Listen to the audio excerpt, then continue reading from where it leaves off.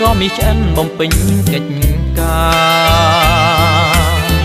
រួចរាល់បងនាំពុកម៉ែយាយតាចូលស្ដីពុំងារៀបការនឹងបង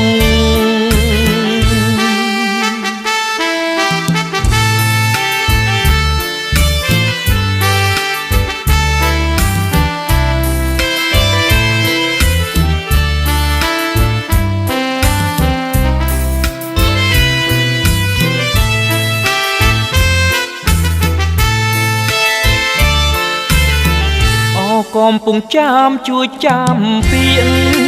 ពិតទៀនទុនលេបិតជួយភ្ជាប់និស័យ